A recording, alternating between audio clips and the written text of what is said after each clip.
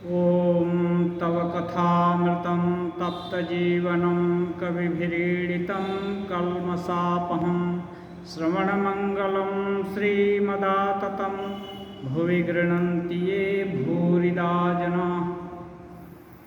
श्री रामकृष्ण वचनामृत परिच्छेद 38 शुक्रवार 8 जून 1883 ईस्वी।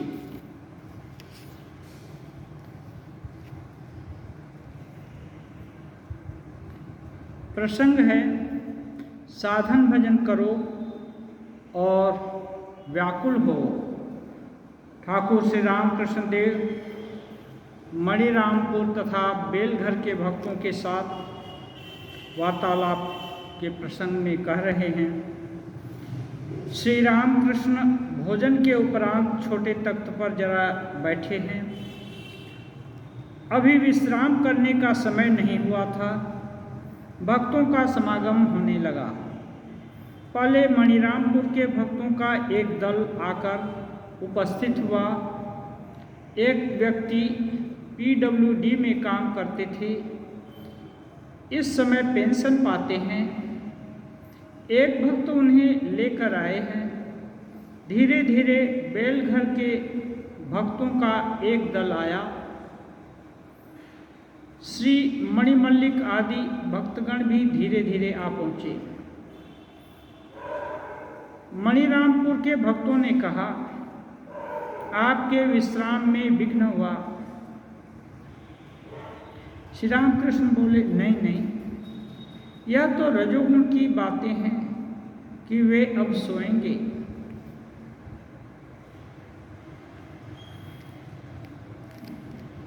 श्री रामकृष्ण देव बोलते हैं कि ये रजोगुण की बातें हैं। विश्राम करना, आराम करना। दूर दूर से लोग आए हैं और जिनको देखने के या जिनसे बात करने के या जिनसे मिलने के लिए आए हैं, वे विश्राम करेंगे।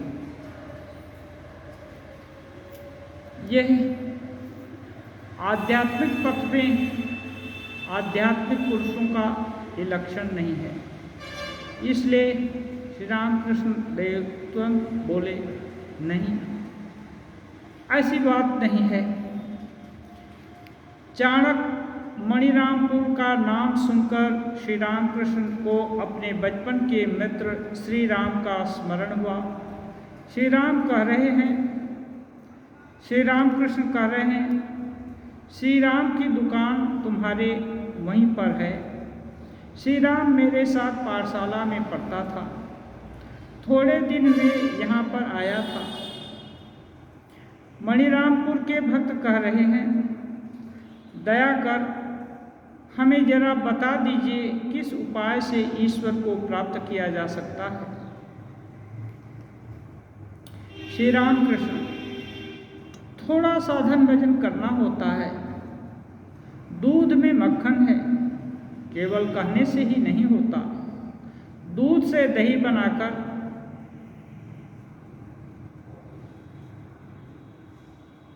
मथ करके मक्खन उठाना पड़ता है।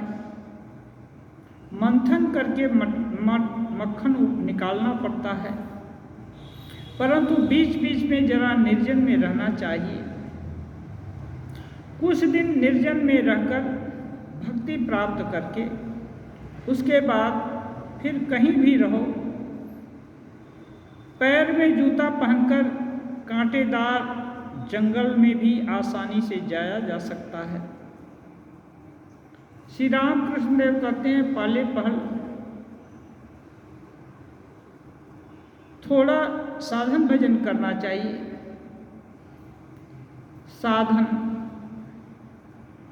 साधन यही है जो साधक को अभीष्ट पथ पर ले जाने के लिए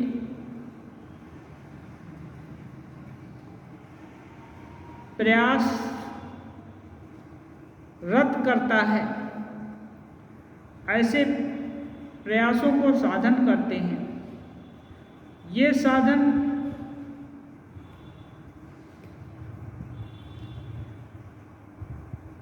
जप भी हो सकता है, ध्यान भी हो सकता है, पूजा भी हो सकती है, प्रार्थना भी हो सकता है, शास्त्र पाठ हो सकता है। ये विभिन्न स्टेज, विभिन्न स्तर के मनुष्य के जो उस समय के भाव हैं उसके अनुरूप जो कुछ भी उनको ईश्वर प्राप्ति की तरफ कुछ कदम आगे बढ़ा दे, उसी को साधन करते हैं।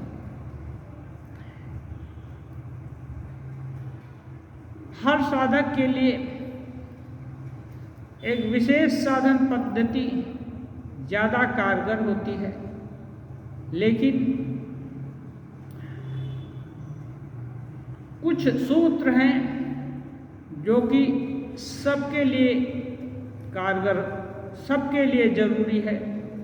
अहिंसा, सत्य, अस्तेय, ब्रह्मचर्य, अपरिग्रह, ये सार्वभौम हैं। ये हर साधक को कुछ न कुछ मात्रा में इसका अनुशीलन करना होगा, इसका साधन करना पड़ेगा। उसके बाद ही ध्यान, जब ये साधन और उसके बाद भजन। भजन क्या? बार बार भज सेवायाम, जो कोई भी साधन के उपाय हैं इनको बार बार करने का प्रयास। जब कर रहे हैं तो बार बार जप कर रहे हैं, ध्यान कर रहे हैं तो बार बार ध्यान कर रहे हैं, प्रार्थना कर रहे हैं तो बार बार प्रार्थना कर रहे हैं, कर्म कर रहे हैं, सेवा कर रहे हैं। तो एक दिन सेवा कर देने से नहीं होगा। जब भी चांस मिले, जितनी भी सामर्थ्य हो, तब सेवा करना है।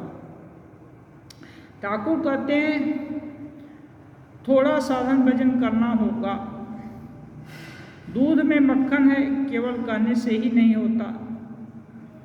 यानी भगवान सबके भीतर हैं, केवल कहने से ही नहीं होता। दूध से दही बनाकर फिर उसको मथने पर तब मक्खन तैयार होता है। ऐसे ही बहुत प्रेम से विभिन्न प्रकार की गुरु प्रदत्त साधन प्रणाली का अवलंबन करके विश्वास के साथ लगे रहने से, प्रयास करने से तब कहीं उसका कुछ आभास मिलता है। मक्खन नहीं है ये नहीं होता, लेकिन मक्खन तुरंत नहीं दिख पड़ेगा, थोड़ा आयास जरूरी है। फिर जो साधन पथ में बहुत सारी विघ्न बाधाएं हैं माया के संसार में, वो एक न एक अड़चने, बाधाएं सामने आती ही रहती हैं। इसलिए कहते हैं एक एक बार निर्जन में जाना है। निर्जन कहाँ है? जहाँ की जो सांसारिक व्यवहार, व्यापार, ये सब कुछ ना रहे और उसकी चिंता भी साथ में न रहे। निर्जन में तो चले गए, लेकिन संसार की सभी प्लानिंग्स वहाँ हो रही है, तो यह निर्जन नहीं हुआ। निर्जन एक घर के कोने में भी हो सकता है कि उस आसन पर जाकर बैठेंगे तो खबरदार संसार की कोई बात मन में नहीं आए। यह अभ्यास यदि कोई कर सके तो घर का कोना भी उसके लिए निर्जन हो जाएगा। ऐसे ही हर समय तो नहीं, तो कभी कभी सुबह शाम थोड़ा समय कि इस समय और कोई काम नहीं, इस समय केवल भगवत चिंतन या इसका ही प्रयास होगा। और ये प्रयास केवल आधा घंटा, 1 घंटा और 2 घंटा या 10 मिनट होने से नहीं होगा। ये करना पड़ता है। कठिन चीज़ जो है उसको शुरू में सहज बनाने के लिए सारा दिन मानो एक सूत्र याद करना है। उस सूत्र को जब जब भी याद आया वो पॉकेट में लिख कर रखे, और जब जब भी याद आया तो उसको देख करके उसको गुनगुनाने लगे या पढ़ने लगे। ऐसे ही जिंदगी में यदि कोई उपलब्धि हासिल करनी है तो दिन हो या रात हो, काम हो या काज हो या जो कुछ भी हो, उसमें कभी कभी उसकी याद आ जाती है। किसी का भयंकर जटिल मुकदमा है, उसमें उसका बहुत कुछ नुकसान या लाभ होने वाला है, तो चाहे कुछ भी करे तो एक न एक बार उसकी याद आ जाती है। कहते हैं दांत में दर्द है दांत का, तो खा रहे हैं, हंस रहे हैं, जो कुछ भी कर रहे हैं, आराम कर रहे हैं, फिर भी दांत का दर्द की याद एक एक न बार आ जाती है। ऐसे ही बीच बीच में निर्जन का अभ्यास, निर्जन आजकल निर्जन और कहाँ मिलेगा, इसलिए जहाँ हैं वहीं किसी प्रकार से निर्जन को खोज लेना पड़ेगा। निर्जन का मतलब हम और हमारे ईश्वर को छोड़कर और कोई नहीं होगा, और कोई जन नहीं होगा। कुछ दिन निर्जन में रहकर भक्ति प्राप्त करके उसके बाद फिर कहीं रहो, ऐसे ही है। कुछ दिन प्रयास करना पड़ेगा, सफलता जब तक नहीं मिलेगी तब तक प्रयास करना होगा। जब सफल होने लगे तो फिर और चिंता की बात नहीं, सफलता, एक सफलता, दूसरी सफलता, तीसरी सफलता मिलती जाएगी। कहते हैं पैर में जूता पहनकर ऐसे ही जब ईश्वर बोध दिल में, मन में, दिमाग में, हर जगह यदि हो जाए कि नहीं तुम, मैं ईश्वर का संतान हूँ, उनका हूँ, उनके लिए ही जन्म धारण हुआ है, उनके लिए ही हमारा सब कारोबार, व्यापार या जो कुछ भी हम कर रहे हैं, सोच रहे हैं, समझ रहे हैं, सब उनके लिए ही है। तो जहाँ कहीं भी रहेंगे ज्ञात और अज्ञात रूप से ईश्वर की ही चिंता होती रहेगी। इसको कहते हैं मानो जूता पहन लिया, अब संसार उसके अंदर नहीं आ सकता, क्योंकि प्रमुखता आ गई है, ईश्वर प्रमुख हो गए हैं। अब जब ऐसी अवस्था आ जाती है तो इसको ही कहते हैं मक्खन निकाल लिया और फिर पानी में रखे या छाछ में रखे, मक्खन मिलता नहीं है। ऐसे ही जिसका दृढ़ विश्वास हो गया, लगातार प्रयास करके देख लिया, हर अवस्था में जिसको ईश्वर की सूरत नहीं भूलती, ईश्वर की याद कभी नहीं भूलती, हर व्यवहार में वे मानो मक्खन निकाल लिए और तैर रहे हैं। श्री रामकृष्ण देव कहते हैं मुख्य बात है विश्वास। विश्वास मुख्य बात है, जैसा भाव वैसा लाभ, मूल बात है विश्वास। कहते हैं एकदम मूल बात विश्वास है, जैसा विश्वास होगा वैसा ही लाभ होगा। विश्वास हो जाने पर फिर भय नहीं होता। तुलसीदास जी कहते हैं ज्ञाने बिनु न हो ही परितीति, बिनु परितीति हो ही नहीं प्रीति। ये परितीति है, यही विश्वास है। जिसको नहीं जानते उस पर भला विश्वास कैसे होगा। और जान लिए, जानने का मतलब उसका गुण अवगुण हर कुछ जान लिया, तब तो जानना होता है। दिन में रात में खाते पीते हर समय देख लिया कि ये मेरी माँ है, तब तो विश्वास होता है बच्चे को कि ये मेरी माँ है, मेरे लिए हर चिंता करती है। और तब बच्चा माँ के गोद में या माँ के पास चले जाने से निर्भय हो जाता है, उसको और कोई भय नहीं रहता, उसकी माँ है और कोई उसका क्या बिगाड़ सकता है। ऐसा विश्वास ऐसा विश्वास उसका ज्ञान है, वो दिन में देखा है, रात में देखा है, हर समय देखा है, माँ हर समय उसके लिए तैयार रहती है। तो ऐसे होने से तब तो विश्वास होगा। तो ईश्वर पर विश्वास हो जाए, सोच कर विचार करके कि नहीं, ईश्वर ही बचपन में भी बचाए, जवानी में भी संभाल रहे हैं और बुढ़ापे में भी देख रहे हैं या देखेंगे। ये अपना एनालिसिस किया, दूसरे का भी एनालिसिस किया। ऐसा देखकर यदि दृढ़ विश्वास हो जाए कि नहीं ईश्वर हैं और वे रक्षा करते हैं, जो उनकी भजना करता है उसका पालन करते हैं।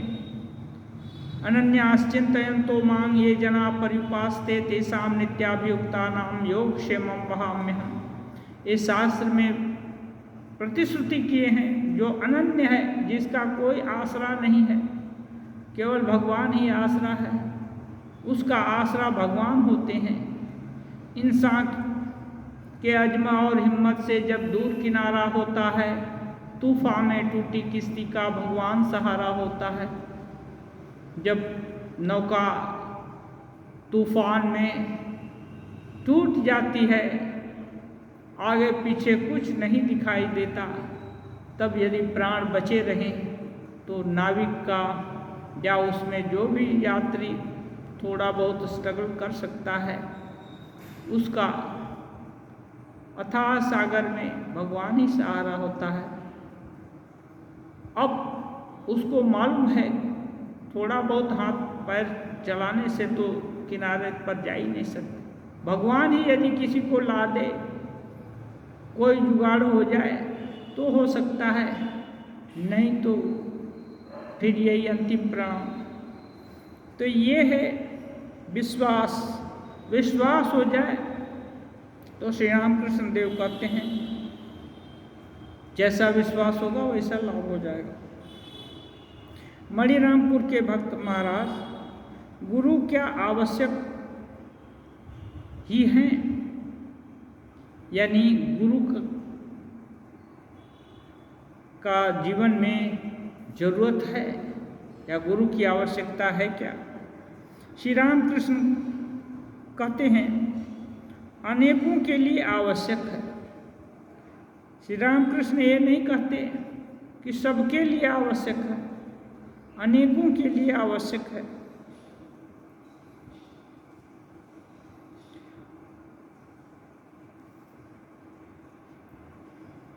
आचार्यवान पुरुषो वेद, यानी आचार्य के शरणापन्न होकर जो अध्ययन करता है, अपनी कार्य पद्धति को नियंत्रित करता है, जीवन शैली को परिचालित करता है, वो पुरुष को जानता है।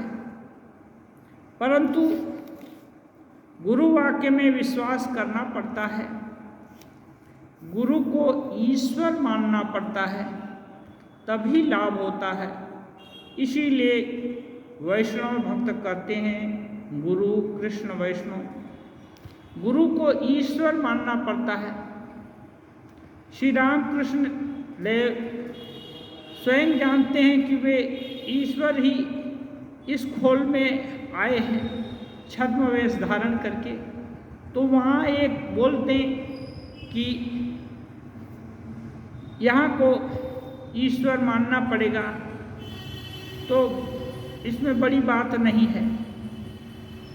लेकिन गुरु तो वही नहीं है, गुरु तो हजार हजार लाख लाख हर युग में होते हैं। फिर सभी गुरु तो ईश्वर के अवतार नहीं होंगे, फिर गुरु को भला ईश्वर कैसे माना जाए? क्या बेसिस है? तो कहते हैं शास्त्रों में है कि गुरु की दक्षिणामूर्ति, जो गुरु का कृपा करुणा है, जो भी आप्तकाम पुरुष होते हैं जिन्होंने भगवान का साक्षात्कार कर लिया है या उनके बहुत करीब हैं, उनके अंदर निस्वार्थ भाव से जो दूसरे के हित के लिए करुणा होती है। यदि कोई अब साधक उनकी सहायता पाना चाहता है, उनका निर्देशन पाना चाहता है और वो कृपा करके कि चलो ये भी भवसागर से पार चला जाए, उसको सहायता करते हैं, तो ये करुणा निश्चय ही ईश्वर की करुणा है। वास्तव में देखने से तो इस पूरे निखिल ब्रह्मांड में ईश्वर को छोड़कर और कुछ नहीं है।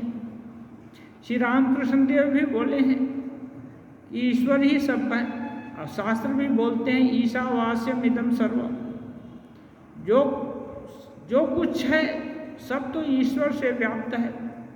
सर्वं खलु इदम ब्रह्म, सब कुछ जो कुछ है व्यक्त अव्यक्त वो सभी ईश्वर ही हैं, ब्रह्म ही हैं। ठीक, अंतर कहाँ है? अंतर प्रकाश में है। तो जो अज्ञान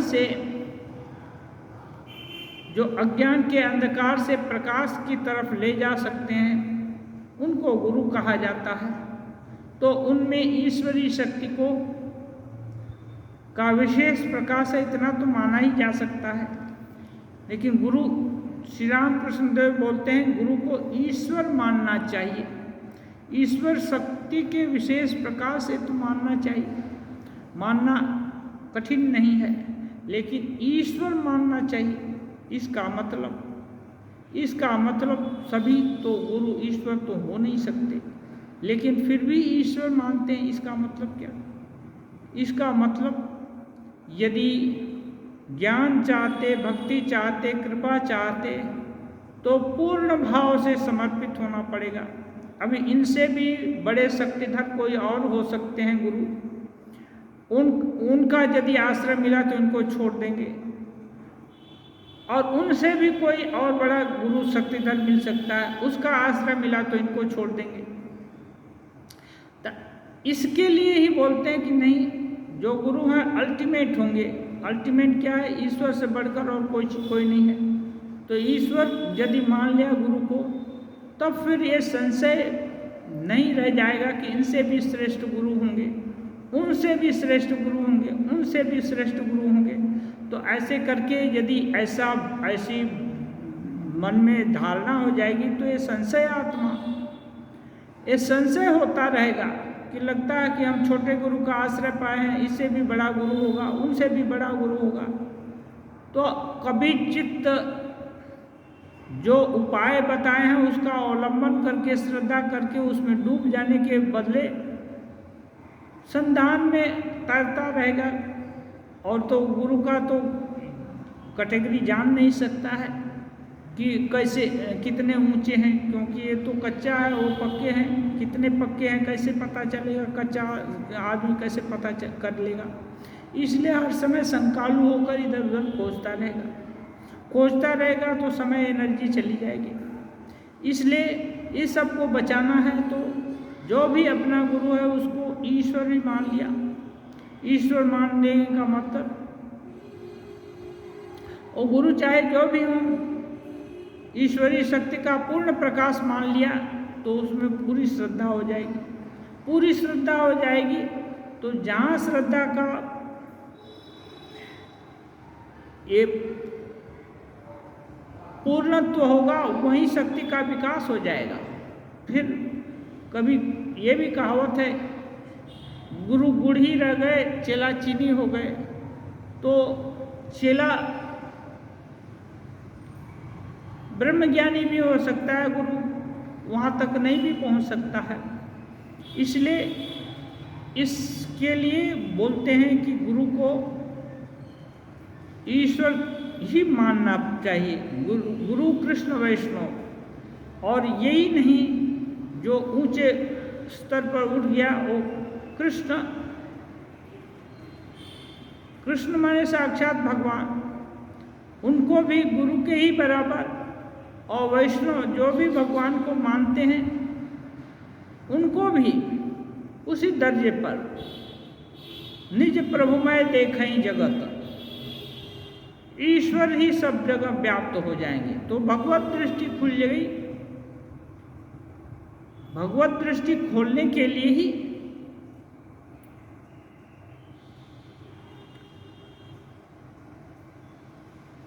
गुरु और कृष्ण और वैष्णव तीनों को में ईश्वर की ही शक्ति का बोध करना, या दोनों तीनों को सम्मान देना, या तीनों को श्रद्धा निवेदन करना, ये वैष्णव लोग में कहने की ये जो रीति है, उनका नाम सदा ही लेना चाहिए। माने ईश्वर जो जिसको अच्छा पाता है उसको सदा ही याद करता है। ऐसे ही ईश्वर अपने हैं, उनको भला क्यों नहीं याद किया जाए।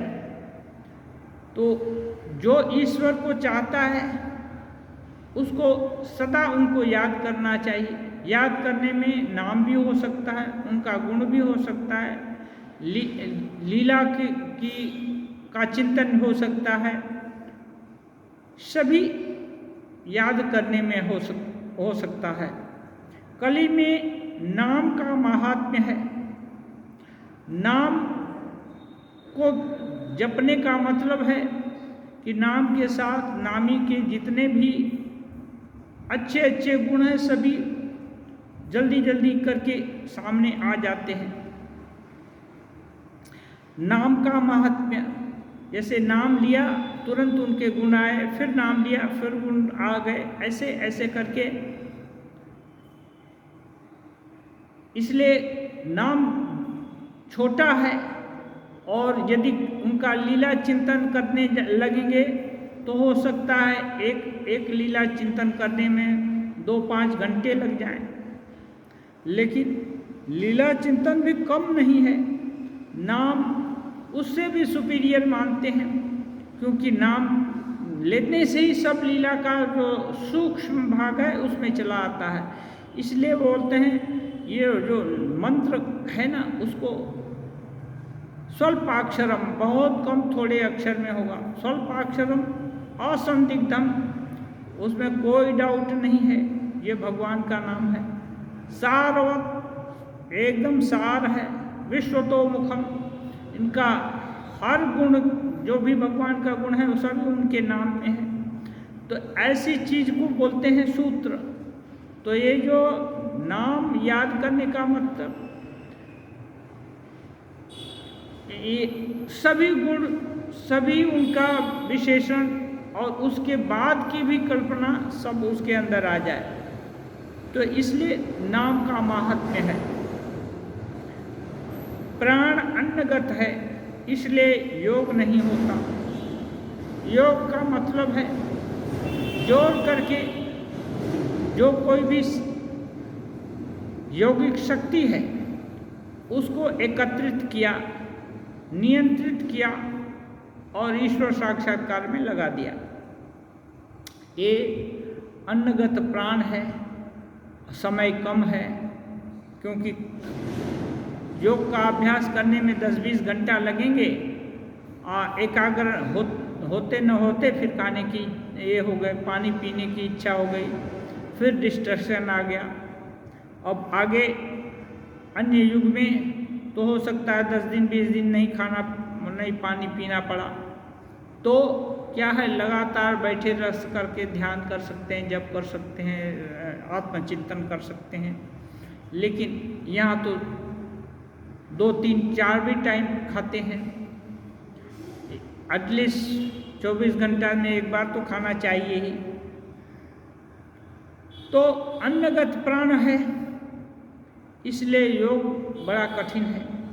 लेकिन याद करना, कभी तीव्रता से याद करना, कभी हल्के से याद करना, कभी एकदम लाइट होकर के याद करना, ये तो हर समय कभी भी हो सकता है।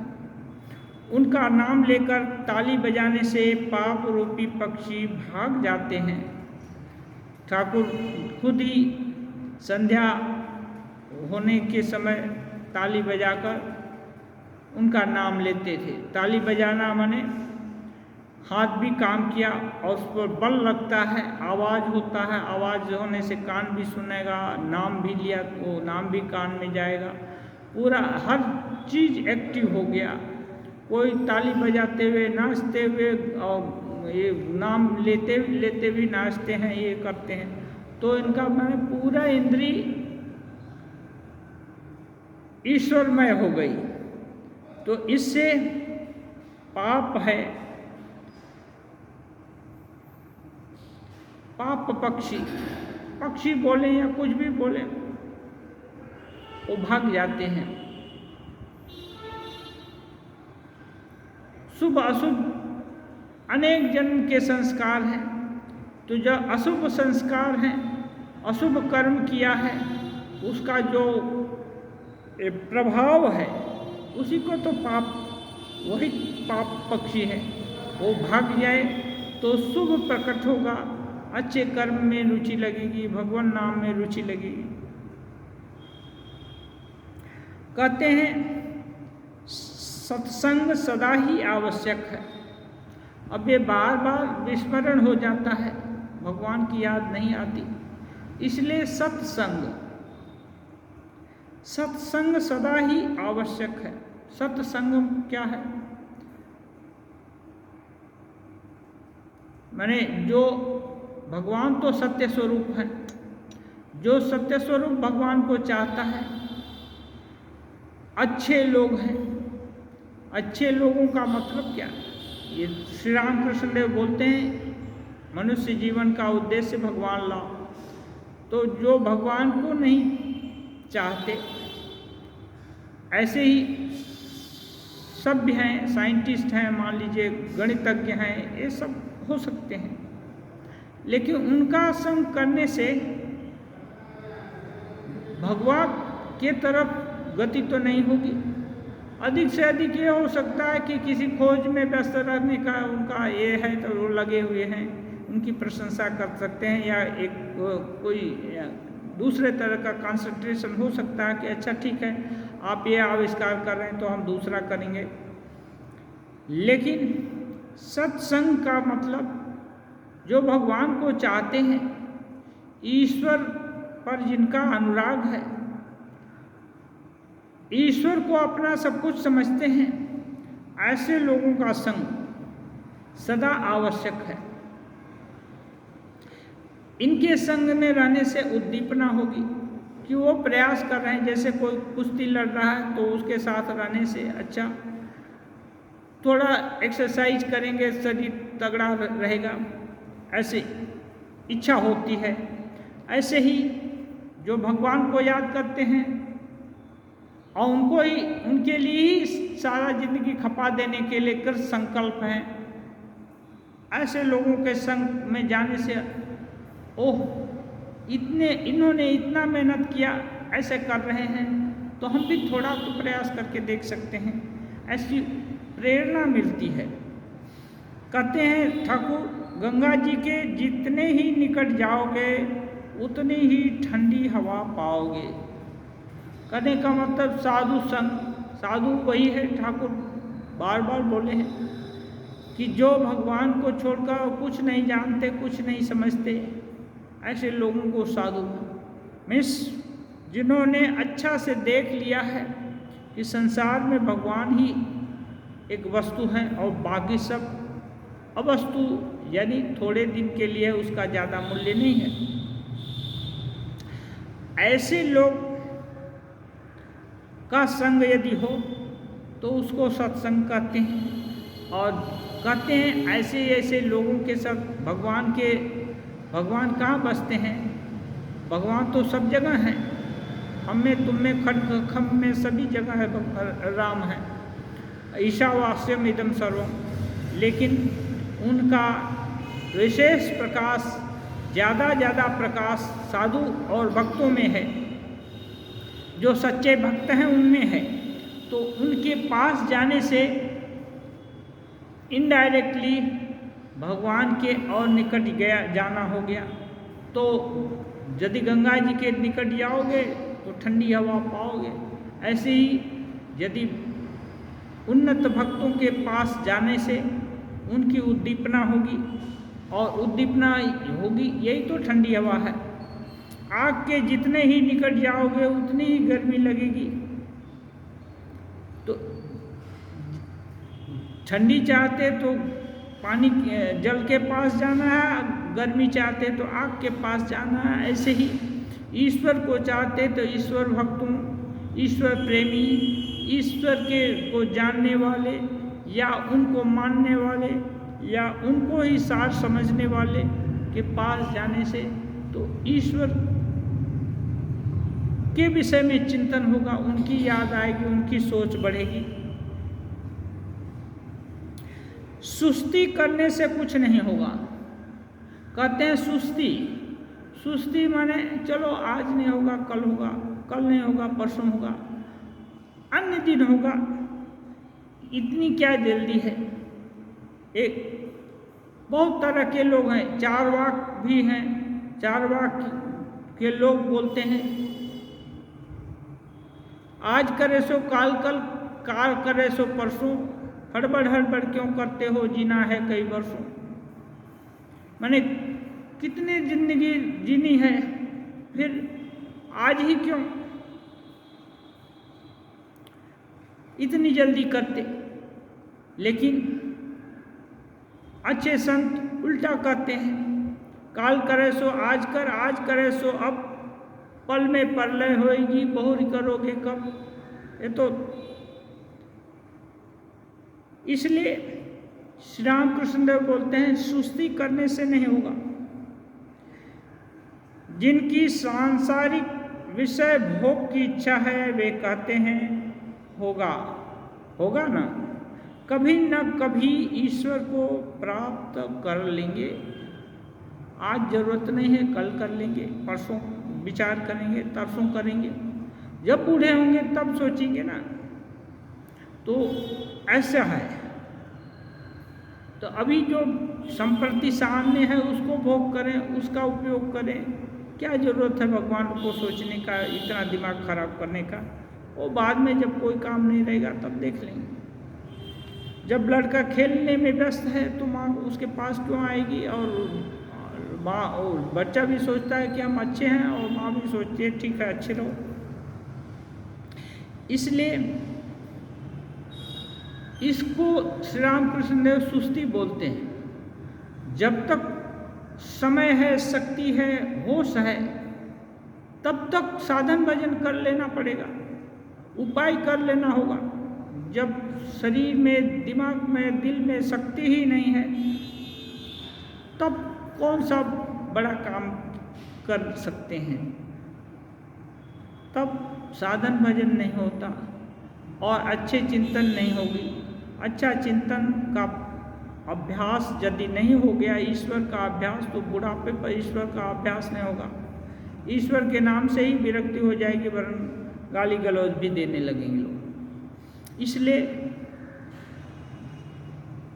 श्री रामकृष्ण देव ये भी कहे हैं कि तोता पक्षी को सिखा दिया जाता है, राम राम बोलता है, कृष्ण कृष्ण बोलता है, लेकिन जैसे पक्षी पकड़ती है वैसे टें टें करने लगता है। ऐसे ही जब बुढ़ापा आती है, इंद्रियां शिथिल हो जाती हैं, तब ईश्वर चिंतन नहीं होगा। आगे का जितना दुख दर्द है और कई गुना बढ़ कर के दिमाग में, दिल में आ जाएगा।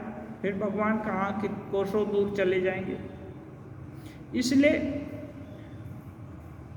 समय शक्ति रहते ही शिथिलता का अवलंबन नहीं करके प्रयास में लग जाना पड़ेगा और लगे रहना होगा। मैंने केशव सेन से कहा था, पुत्र को व्याकुल देखकर उसके पिता उसके बालिग होने के 3 वर्ष पहले ही उसका हिस्सा छोड़ देते हैं। अब घर परिवार में होता है, एक पुत्र हो सकता है, सोचता है कि नहीं पिताजी मैं अलग रख करके अपने ढंग से कमाऊंगा, ये करूंगा, व्यापार बढ़ाऊंगा, वो करूंगा। वो पिताजी से अलग होना चाहता है और दूसरे भाइयों से अलग होना चाहता है। अब क्या करेगा, पिताजी उनको पैदा कर दिया है, उनको तो घर से भगा नहीं देगा। सोचता है लड़का इतना हट कर रहा है तो चलो उसको एक भाग दे करके उसको अपने ढंग से रहने दो। लेकिन यदि वो ज़्यादा हठ नहीं करेगा तो पिताजी इतना जल्दी उसको अलग नहीं करेंगे। इसलिए श्री रामकृष्ण देव बोलते हैं व्याकुलता चाहिए। व्याकुल होकर यदि भगवान से डिमांड करेगा तो मिलेगा। कहते हैं माँ भोजन बना रही है, गोदी में बच्चा सो रहा है, माँ मुँह में चूसनी दे गई है। जब चूसनी छोड़कर चित्कार करके बच्चा रोता है तब माँ हंडी उतार कर बच्चे को गोदी में लेकर स्तनपान कराती है। ये सब बातें मैंने केशव सेन से कही थी।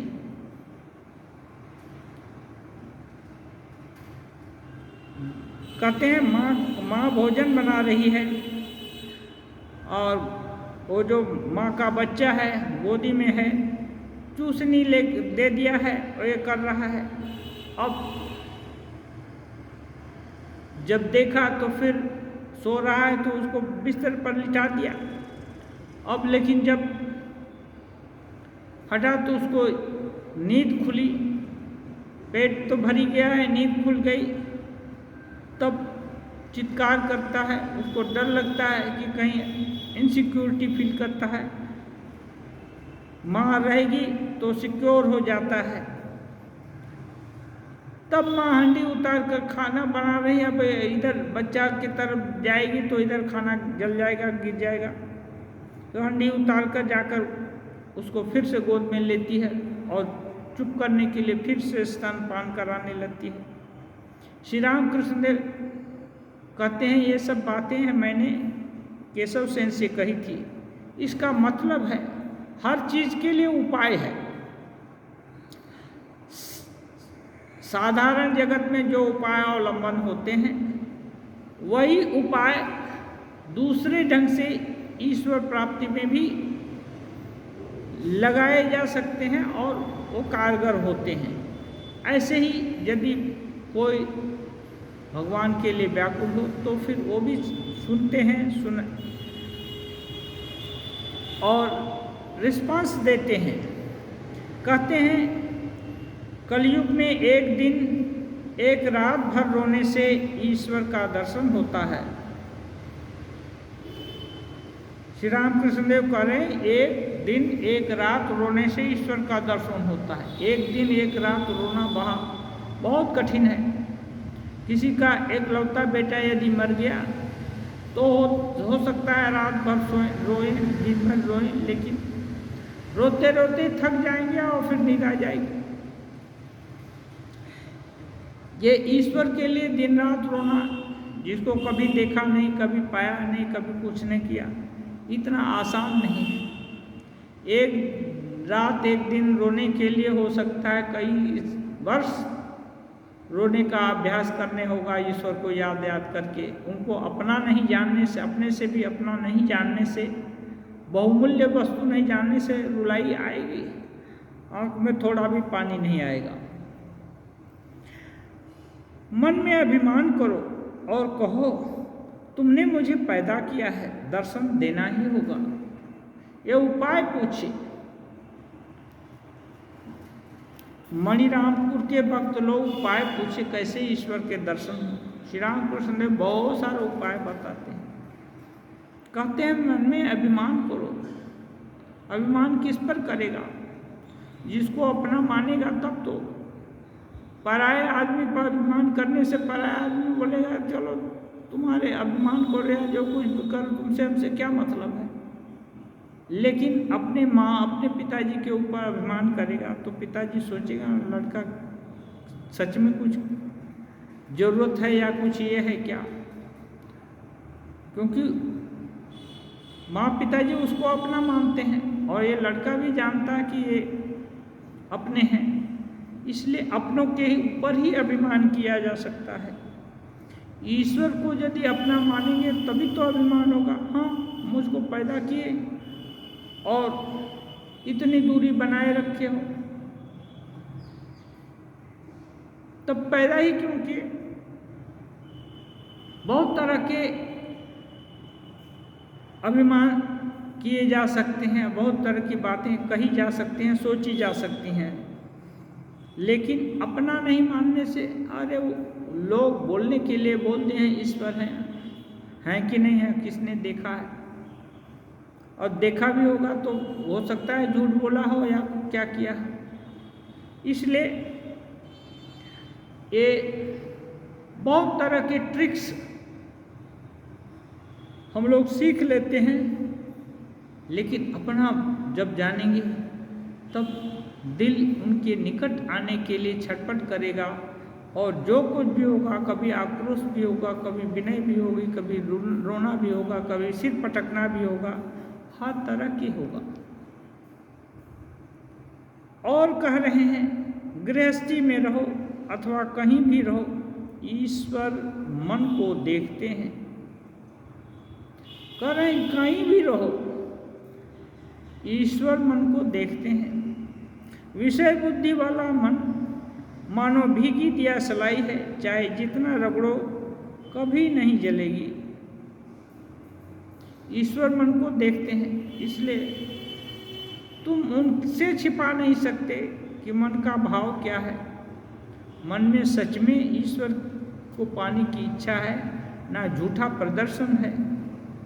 कोई टीआरपी बटोरने के लिए आजकल बहुत सारा नाटक हो जाता है, तो टीआरपी बटोरने के लिए हो रहा है क्या? श्री राम भगवान को ये नहीं मालूम होगा, वो तो अंतर्यामी है, दूरंगमं, और दूर जो कुछ भी है वस्तु अरबों खरबों मील या अनंत इन्फिनिटी पर है, वो तुरंत उनको मालूम हो जाता है, हर कुछ जानते हैं।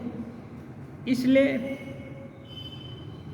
ये समझना पड़ेगा कि दिल में कौन सी किस तरह का भाव है, वही भाव ग्रहण करते हैं। भावग्राही जनार्दन है। विषय बुद्धि वाला मन मानो भीगी दिया सलाई है, जिसको भगवान के अतिरिक्त सुख भोग जो भी है वो जिसको अच्छा लगता है, या उस आज 2 रसगुल्ला मिला बहुत टेस्टी था तो कल 5 मिल जाए, परसों भी 6 मिल जाए, या और उसकी क्वांटिटी बढ़ती जाए, दिन में 1 बार मिला तो 2 बार मिल जाए, 5 बार मिल जाए। जो कोई भी अच्छी चीज़ लगती है वो बार बार मिले, तो ये सब विषय बुद्धि है। तो विषय बुद्धि ऐसी जिसकी है वो भगवान को चाहने से वो क्षण भर के लिए चाह, फिर बाद में विषय ही चाह, इसलिए वो भीगी दिया सलाई है। जितना भी घसो माने ऐसे लोगों को चाहे जितना भी उपदेश दिया जाए या कितना बार ही राम राम कहें, उनका राम राम कहना और मानो गीली दिया सलाई को घसने के जैसा है, उससे आग कभी नहीं जलेगी। राम जी कभी नहीं सुनेंगे उसको, वो जानते हैं एक तो ऐसे ही दिखावा है। एकलव्य ने मिट्टी से बने द्रोण अर्थात अपने गुरु की मूर्ति के सामने रखकर बाण चलाना सीखा था। एकलव्य की कहानी आप लोग जानते हैं। एकलव्य एक जंगली जाति कोल भील, ऐसे उस समय का माहौल था। कुछ लोग जंगल में बसेरा करते थे, कुछ गांव घर बनाकर रहते थे। तो ये लड़का प्रतिभा, स्वामी जी बोलते हैं प्रतिभा और अच्छाई एक किसी जाति धर्म देश काल किसी इसकी उस सीमा के अंतर्गत रहने वाली चीज़ नहीं है, कहीं भी हो सकती है। तो ये जंगल का लड़का ये इच्छा किया कि मैं तीर धनुष तो चलाते ही हैं, तो अच्छा धनुर्धर होने का चेष्टा किया। सुना किसी से कि गुरु द्रोणाचार्य कौरव पांडव के गुरु हैं और शस्त्र विद्या में बहुत पारंगत हैं, तो उनको गुरु मान लिया मन ही मन कि नहीं, जो अच्छा मेधावी छात्र होता है वो अच्छे टीचर से पढ़ना चाहता है। और उस समय टीचर वो आज के जैसा फी और ट्यूशन फी आदि आदि ये सब नहीं देना पड़ता था। उस समय टीचर के पास श्रद्धावनत होकर के जाने से ही यदि टीचर खुश हो गए तो उसको हाँ बोल दिए तो पूरी शिक्षा देते थे, वरन उसके खाने पीने की भी व्यवस्था कर देते थे। सभ्यता ऐसी थी कि उस समय राजा महाराजा अन्य धनी लोग गुरुजी लोगों को कुछ पहुंचा देते थे, खाद्य सामग्री आदि, विभिन्न शादी विवाह आदि आदि अवसरों पर भी कुछ दे देते थे। इसी से गुरुजी का काम चलता था। और गुरुजी कभी कभी अपने छात्रों को भिक्षा मांगने के लिए भी भेज देते, और वो जो भिक्षा लब्ध चीज़ है गुरुजी के पास आएगी और उसका बनाया जाएगा, और सभी गुरु शिष्य जितने हैं सभी उसका सेवन करेंगे। तो ऐसे परंपरा चलती थी। तो वो सोचा गुरुजी के पास जाएंगे, गुरुजी जरूर उसको सिखाएंगे, और मन ही मन उनको गुरु मान लिया। लेकिन यहाँ गया तो देखा कि द्रोणाचार्य जी बोले, नहीं, मैं तो राजवंश का गुरु हूँ और तुम जहाँ जंगल के लड़के, तुमको मैं नहीं सिखा सकता। इनको भय कि यदि मेरा, वो तो ब्रह्मास्त्र भी जानते थे, ब्रह्मास्त्र अचूक अस्त्र है, यदि ये जंगल का लड़का ब्रह्मास्त्र जान गया तो फिर अपने ही शिष्यों से लड़ाई हो जाएगी, और लड़ाई हो जाएगी कभी तो इससे राजा की क्षति होगी। तो ये द्रोणाचार्य जी नहीं चाहते थे, इसलिए वो बोले, मैं तो राजवंश का गुरु हूँ, इसलिए तुम्हें मैं शिक्षा नहीं दे सकता। दो टूक जवाब दे दिए। अब क्या करेगा, जबरदस्ती तो कर नहीं सकता। लेकिन मन ही मन इनकी गुणावली सुनकर के इनको गुरु मान लिया था।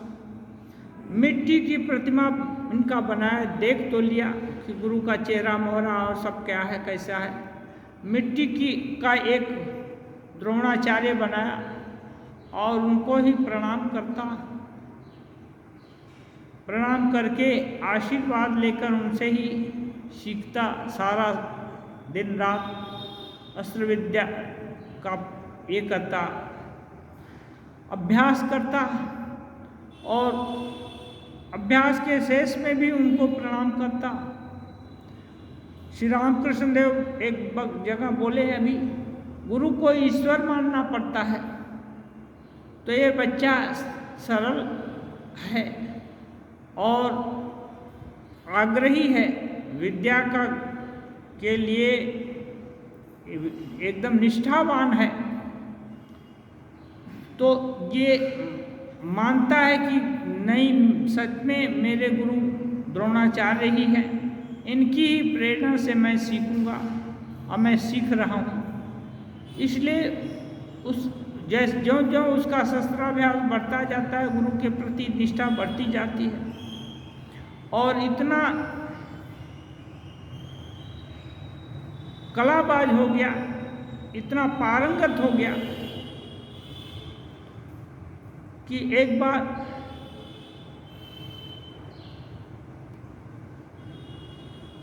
कुत्ता एक कुत्ता होता है, कुत्ता को लेकर के शिकार खेलने गए थे लोग। कुत्ता भौंकता है और एकलव्य अपने बाणों से उसका मुंह ऐसे भर देता है कि मुंह खुला का खुला रह जाता है। वो कुत्ता मुंह बंद भी नहीं कर सकता, आप कुत्ता उसको बाहर भी नहीं निकाल सकता, और कुत्ता के मुंह में कहीं खरोंच भी नहीं लगा। इतना सधा बाण, खरोंच भी न लगे, कुछ भी न हो, इतना बैलेंस, मैंने इतना आत्मसंयम, माने जो इच्छा शस्त्रधारी की थी वही इच्छा पूर्ण होती है, ऐसा कमांड था शस्त्रों पर। तो ये सब देख करके इसको सर्च करने के लिए गए द्रोणाचार्य आदि। बड़ा ऐसा मेधावी कौन हो सकता है, ये तो बहुत पारंगत लगता है। तो देख जगह दिखा, बाण चला रहा था एक लड़का। तो द्रोणाचार्य जी गए, उससे पूछे, बेटा तुमने ये विद्या किससे सीखी है? तो बोला, गुरुदेव मैंने ये विद्या आपसे ही सीखी है, आप ही मेरे गुरु हैं। वो बोला, कैसे, मैंने कब सिखाया तुमको? तो ले गया, मिट्टी की मूर्ति दिखा दिया कि देखिए आप वहाँ बाध्य थे, क्योंकि आपने इनकी नौकरी स्वीकार कर ली थी, राज कुल के गुरु बन गए थे, इसलिए आपकी बाध्यता देखकर मैंने सोचा गुरु जी बाध्य हैं, इसलिए तो मुझको नहीं सिखाना चाहते, लेकिन उनकी करुणा तो हमारे साथ रहेगी, इसलिए मैंने आपकी मूर्ति बनाई और आपको ही प्रणाम करके आपका ही आशीर्वाद लेकर शस्त्र सीखता हूँ, अभ्यास करता हूँ, और आपकी ही कृपा से ये दक्षता हासिल हुई है। जब ये सुने तो उनका माथा टनक गया कि लगता है जो हम नहीं चाहे थे वो तैयार हो गया। हो सकता है यदि किसी विरोधी खेमे में चले जाए तो अर्जुन आदि इन लोग से लोहा ले किसी समय। तो अपने शिष्य को अकंटक बनाने के लिए अर्जुन के प्रति विशेष स्नेह था। उन्होंने जो नैतिक काम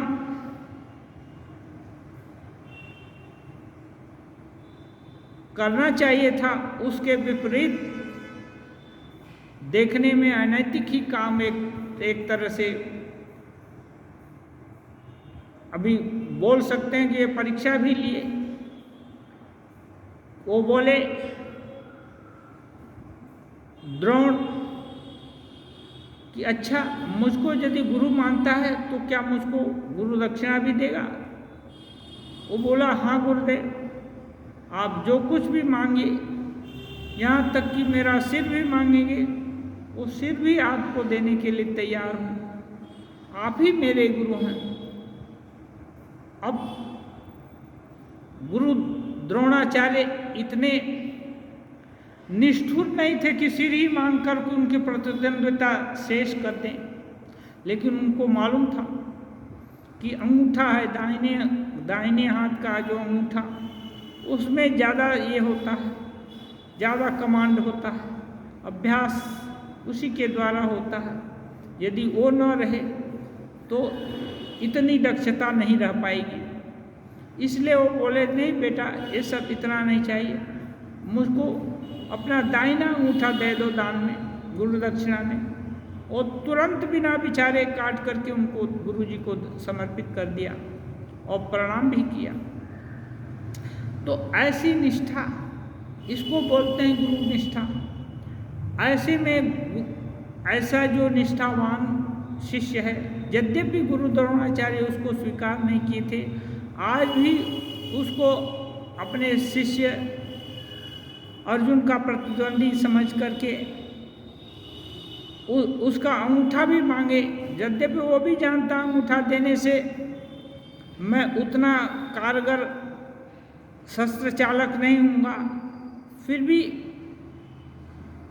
विश्वास तो विश्वास है। हाँ, मानने से देवता नहीं तो पत्थर, मान लिया है तो देवता गुरु मान लिया है तो मान लिया है, और उनको अंगूठा तुरंत बिना सोचे समझे तुरंत दे दिया। क्योंकि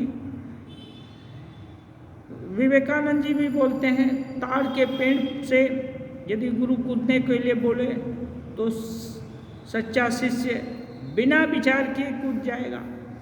ऐसे लोगों को ही गुरु कृपा की प्राप्ति होती है। एक बार निश्चयानंद महाराज को उनका शिष्य उनको एक गाय ले आने के लिए कलकत्ता से भेजे थे और बोले थे, जानो गाय की रस्सी नहीं छोड़ना, और गाय नौका पर लाद कर लाई जा रही थी, बेलूर मठ आएगी। गाय बीच रास्ते में बिदक गई, पानी का थपेड़ा लगा और लहर उठी और गाय बिदक गई और जमकर गई। और उस रस्सी को निश्चयानंद महाराज पकड़े थे। ये तैरना नहीं जानते थे, पुलिस के आदमी थे पूर्वाश्रम के, लेकिन गुरुजी बोल दिया कि रस्सी नहीं छोड़ना। बस रस्सी नहीं छोड़े, डूबते ये करते उतराते धीरे धीरे आ करके जाकर घुसड़ी न कहाँ लग गई गाय। इस पार आ गई, आ तो गई किनारे पर, लेकिन इनको होश नहीं रहा। एक किनारे पर आ गए, लेकिन जब बेहोश थे तब भी रस्सी नहीं छोड़े। लोगों ने देखा कि गाय चली आ रही है तो लोग इकट्ठा हो गए, रस्सी को भी पकड़े और गाय को भी पकड़े, इनको भी पकड़ लिए, छोड़े नहीं। अब जब लोगों ने उठाया, छुड़ाया, गाय को अलग किया, उनको अलग किया, ले आए चिकित्सा। उस चिकित्सा के दौरान थोड़ा ठीक हो गए। तब स्वामी जी पूछे थे, अरे तू छेड़े क्यों न दिली ना, मैंने तुम छोड़ क्यों नहीं दिया?